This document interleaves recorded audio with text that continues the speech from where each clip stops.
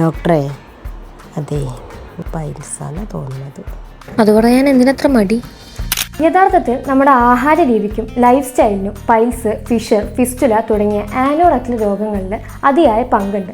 പണ്ട് 50 വയസ്സിന് മുകളിലുള്ളവരിലാണ് കണ്ടുവന്നിരുന്നതെങ്കിൽ ഇപ്പോൾ ചെറുപ്പക്കാരിലും വളരെ കോമൺ ആണ്, പ്രത്യേകിച്ച് ഒരുപാട് നേരം ഇരുന്ന് ജോലി ചെയ്യുന്നവർ. ആഹാര രീതിയിൽ നമ്മൾ വരുത്തേണ്ട മാറ്റങ്ങൾ നോക്കുകയാണെങ്കിൽ കൂടുതൽ ഫൈബർ കണ്ടന്റ് ഉള്ള ഭക്ഷണം ഉൾപ്പെടുത്തുക. മാങ്ങ, പേരയ്ക്ക, പപ്പായ തുടങ്ങിയ പഴവർഗ്ഗങ്ങൾ വളരെ ഉത്തമം. കൂടാതെ ഇലവർഗ്ഗങ്ങളും ഉൾപ്പെടുത്തുക. ഇവ മലബന്ധം ഒഴിവാക്കാൻ സഹായിക്കുന്നു. കൈപ്പക്ക, വഴുതനങ്ങ, ബീറ്റ്റൂട്ട് തുടങ്ങിയ പച്ചക്കറികളും കഴിക്കാം. ഡീപ് ഫ്രൈ ചെയ്തവ, ഒരുപാട് എരിവുള്ളതുമായ ഭക്ഷണങ്ങൾ ഒഴിവാക്കാൻ ശ്രദ്ധിക്കുക. അമിതമായി ആഹാരം കഴിക്കുന്നത് ഒഴിവാക്കണം.